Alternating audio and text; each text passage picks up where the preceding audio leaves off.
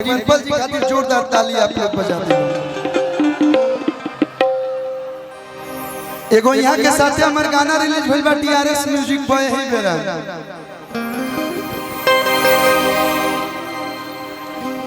Major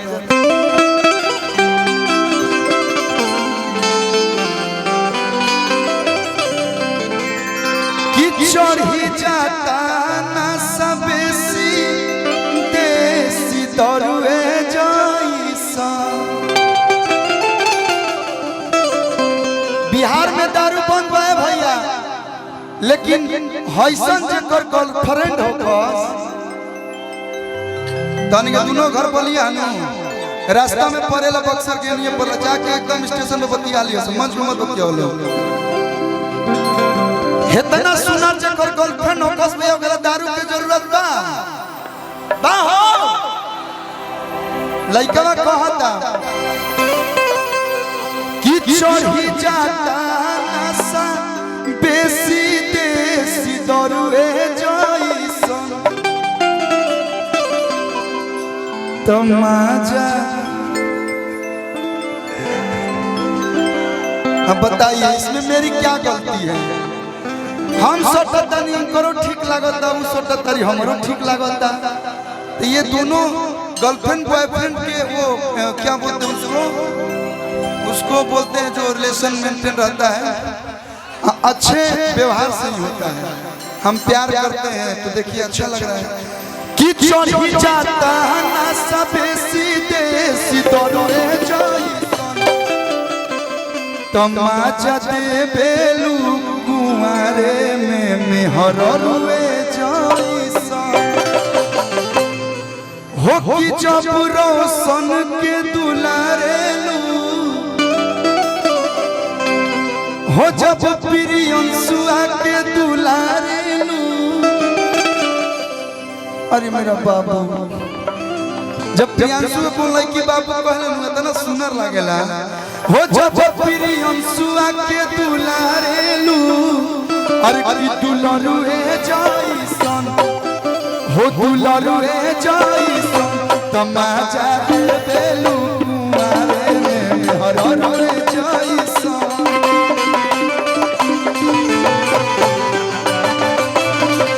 तमाचा दे बेलू कुंवारे में मेहरुए जैसन।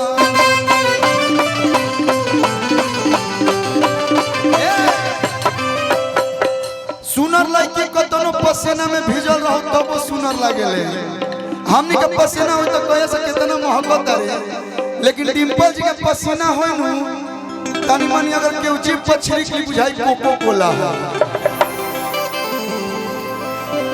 तू अभी पसीना है संग के छुआवा ना मोर लइका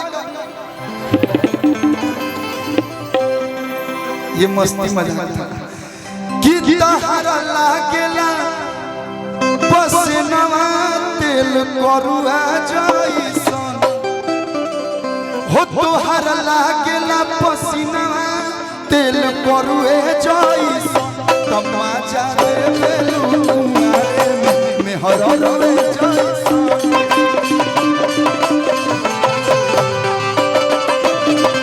तमाचा दे बेलू कुंवारे में मेहरुए जैसन।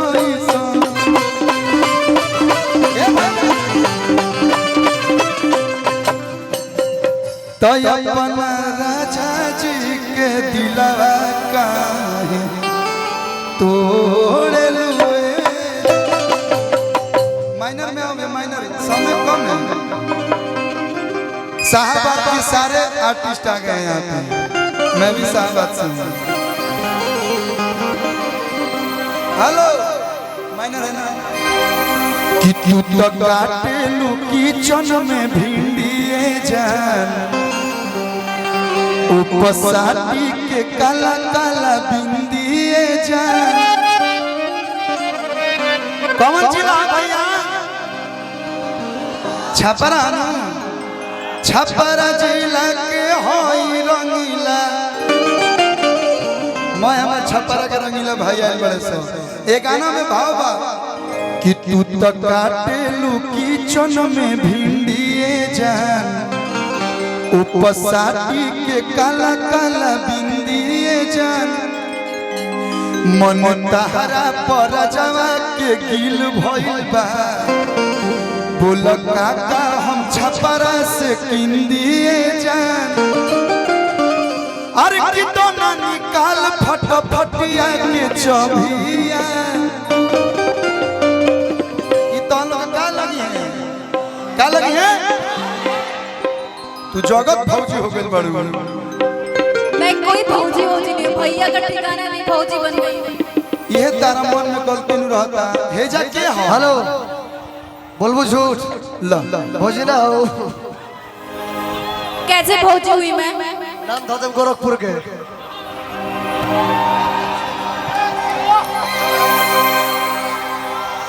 आजकल डिंपल जी जा लड़का हो सब बोल लेबे तो माना भौजी बोल के कोनो खुश बत का मरबू हम तो लोग भाई लगन भैया लगन तो हमारा नाती का लगी अरे आज नहीं तो कल कभी ना कभी भाभी तो बनेंगे आप दीदी तो बोलब ना तो भाभी ना बोलब कि तो ना निकाल फटफटिया के चबिया तमाम भाई कह दरसो कि ये हो हमर भभिया गोलू भैया कि देखेला तो रस जाओ देवर सरबिया तो कीर्ति हो राजा सोनिया गुलबिया कीर्ति हो राजा सोनिया गुलबिया तो काटेलू किचन में भिड़े जा उपसाटी के काला काला भिड़े जा